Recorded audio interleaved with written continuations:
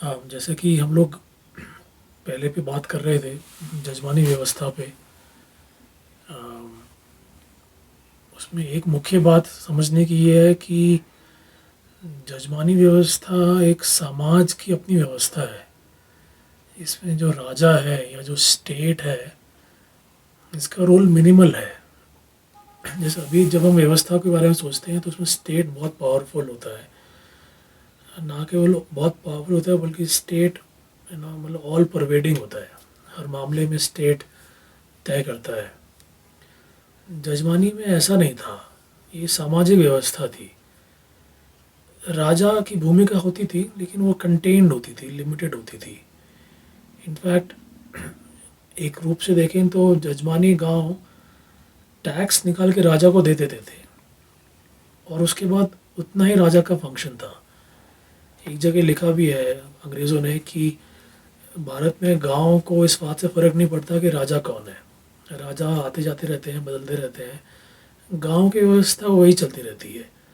फ़र्क सिर्फ ये होता है कि टैक्स इसको ना जाके उसको चले जाता है, लेकिन टैक्स की पद्धति भी वही रहती है, कितना टैक्स जाएगा बराबर वही रहता है।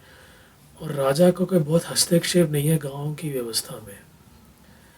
इनफैक्ट हम लोग तो ये भी मानते हैं कि जो पंचायत है, जो कि एक समाज की बॉडी है, वो राजा को ओवर रूल कर सकती है और करती है बहुत रेगुलरली। कुछ एक्सेप्शनल केसेस ऐसे होते हैं जहाँ राजा इंटरवीन करता है। तो जजमानी के बारे में जब हम सोचें, हम बात करें, या अगर जजमानी शब्द पसंद नहीं है तो भारत के गांव के बारे में जब सोचें तो उसको एक सामाजिक व्यवस्था के रूप में देखना चाहिए। उसको स्टेट व्यवस्था, राजकीय व्यवस्था के रूप में नहीं देखना चाहिए।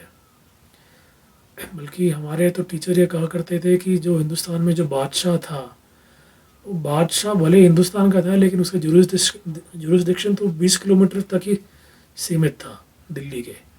उसके आगे तो हिंदुस्तान अपना स्वायत्त था हमेशा से। तो भारत के जो गांव रहे हैं वो सामाजिक व्यवस्था पे चले हैं। राजा का हस्तक्षेप मिनिमल रहा है।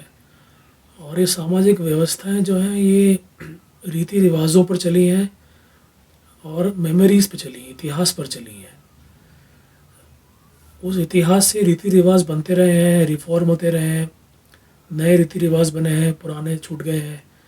लेकिन ये गांव के लोग ही मिलकर ही तय कर लेते थे कि क्या आगे आगे सिस्टम कैसे चलाना है। कई बार कुछ बहुत आपातकाल आए, सूखा पड़ जाए या कुछ महामारी फैल जाए या कुछ वॉर हो जाए, जहाँ पे रीति रिवाजों में ब्रेक लगता है, कुछ नए रीति रिवाज बनाने पड़ते हैं, वो भी गांव के लोग अपने आप ही बना लेते हैं। उसके लिए कोई बहुत राजा का उसमें भी कोई ऐसा हस्तक्षेप नहीं है। एक बात हमको ये ध्यान रखनी चाहिए कि जो कॉन्स्टिट्यूशन ऑफ इंडिया बना है, इसका मैंडेट इतना ही है कि इंडियन स्टेट को कैसे एडमिनिस्टर करना है अपने आप को। कॉन्स्टिट्यूशन ऑफ इंडिया का मैंडेट समाज को चलाने का नहीं है। ये एक बहुत भारी मिस्टेक हम करते हैं कि हम सामाजिक व्यवहार भी अपना इस बात से तय करते हैं कि ये कॉन्स्टिट्यूशनल है या नहीं है ना। मैं और आप आपस में कैसे व्यवहार करें, हमारे क्या लेन देन हो, हमारे क्या जिम्मेदारियां हो आपस में, हमारे आपस में एक दूसरे के जीवन में क्या भागीदारी हो, इसका कोई कॉन्स्टिट्यूशनल मैंडेट का कोई ज़रूरत नहीं है इसके लिए। ये तो हमारे सामाजिक व्यवस्था में चलता आया है। तो आज के संदर्भ में ये एक बड़ा कन्फ्यूजन मुझे नज़र आता है। हमने अज्यूम किया हुआ है कि जो भी व्यवस्था है वो स्टेट आधारित ही होगी और वो कॉन्स्टिट्यूशनली मैंडेट ही होनी चाहिए ज़रूरी। ऐसा नहीं है। शायद इसका ये बड़ा कारण ये है कि हमारे जो मीडिया है, जो हमारा नैरेटिव बनाता है, उसमें लॉयर्स और पॉलिटिशियंस डोमिनेट करते हैं नैरेटिव फॉर्मेशन में। और लॉयर और पॉलिटिशियन दोनों ही कॉन्स्टिट्यूशन के अंदर ही सोचने के आदी हैं, उनकी ट्रेनिंग ही वैसी है। समाज के लोग अगर हमारा मीडिया नैरेटिव डोमिनेट करेंगे तो वो फिर सामाजिक बातें करेंगे, उसमें फिर स्टेट का इंटरवेंशन कम ही होगा, ऐसी बातें करेंगे वो। क्या मुझे इम्पोर्टेंट बात ये लगती है कि हम जब समाज के बारे में सोचें, हम जब गांव के बारे में सोचें, तो ये कल्पना करने की कोशिश करें कि समाज की अपनी व्यवस्था हो सकती है बिना स्टेट के इंटरफेरेंस के। और ये व्यवस्था स्टेबल हो सकती है, रिलायबल हो सकती है।